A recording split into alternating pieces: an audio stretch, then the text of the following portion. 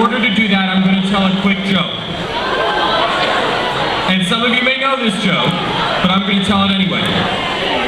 There are two muffins in an oven. One muffin looks at the other muffin and goes, "Man, is it hot in here?" And the other muffin looks at him and goes, "Oh my gosh, a talking muffin!" Thank you.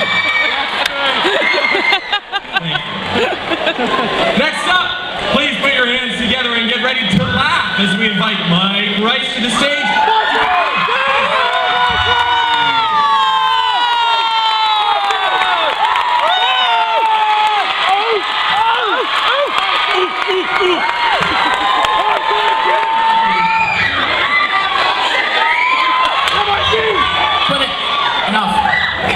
Anyway, I'm sorry about that, but Joe always messes up on these things. I'm actually singing "Rolling in the Deep" by Adele. If we can cue the music, please.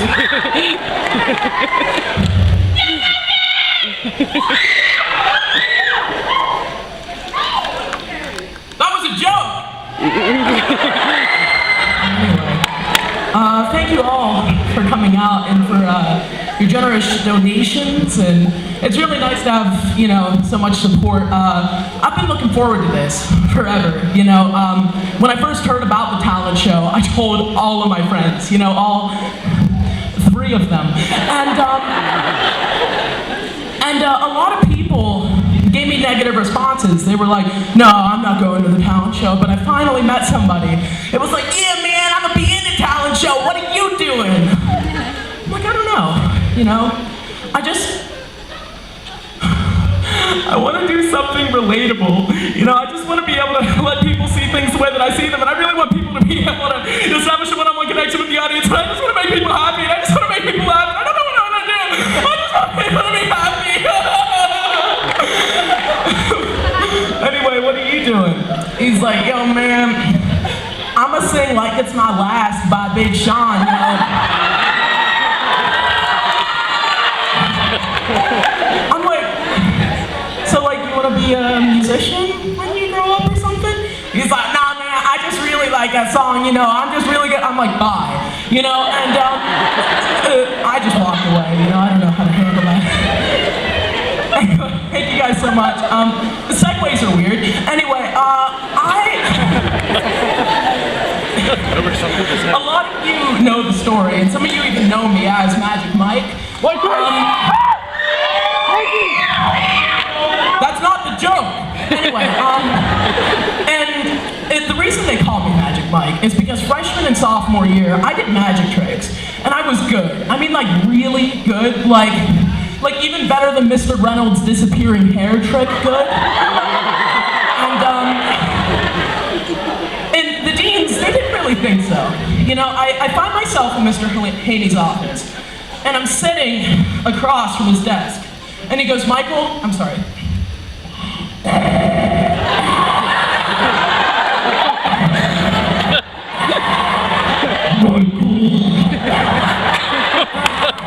We're facing 10 days out of school suspension.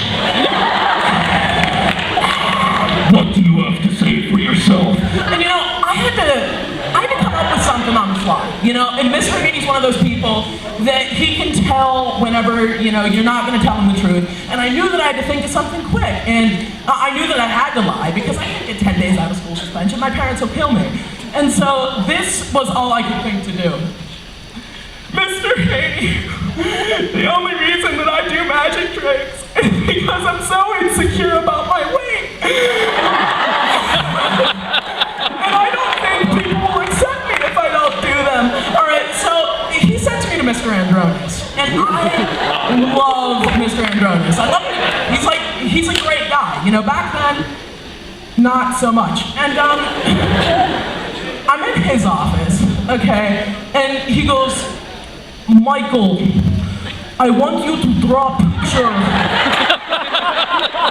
of self, and then we can work on self-image." The issue is, he was sitting down, and I couldn't read the subtitles.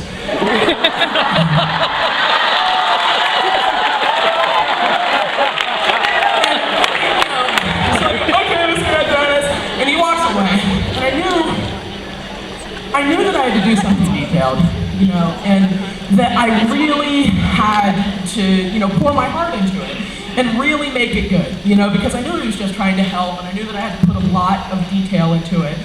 But it was so much more funny to draw the most detailed picture of a border collie that I possibly could. And so, you know, he comes back. This is the beginning of 8th period now. And he goes, "Okay, Michael, are you done?" And I go, "Yeah, Mr. Edmonds." And, you know, he takes the paper, he looks at it, and he's like, "Michael, I'm not trying to make fun of you, but are you serious?" And, okay, so at this point I'm biting my lip, right? Because I know that if I say anything, it's just gonna come out as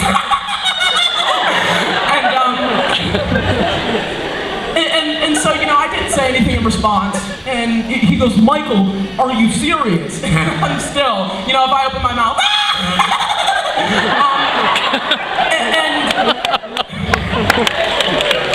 so, you know, eventually he goes, "Michael, speak," and I go, "Rah!" And anyway, he sends me. Now, before I go on with this next part, I was told 30 minutes ago not to use a particular person's name tonight, and we're going to call him Person X, aka the former Dean of Student Affairs at Canon-Mcmillan High School. Some of you may know this, him or her. Anyway, so I go, you know, past Mrs. Cole in the, you know, Student Affairs office. She's always a bucket of fun. And, bucket of fun. The person that just shouted out, "This is a listening show." And so, you know, I'm in his office, right, and he wasn't there yet.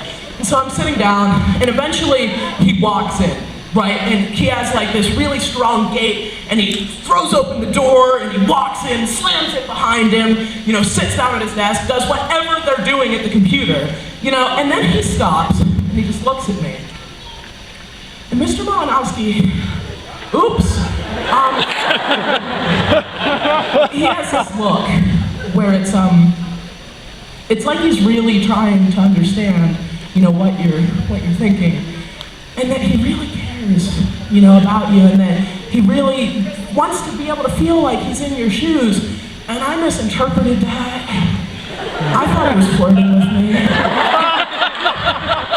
So I start to get a little bit uncomfortable, you know, shifting around in my seat, trying to break eye contact, thinking, what is he doing? And, you know, eventually, he rips open his desk drawer, grabs a handful of markers, and throws them over the desk, and goes, "Mike, pick a marker."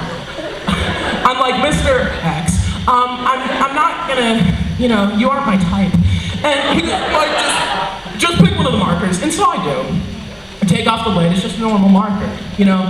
Like, I think I know where this is going. You aren't getting my phone number.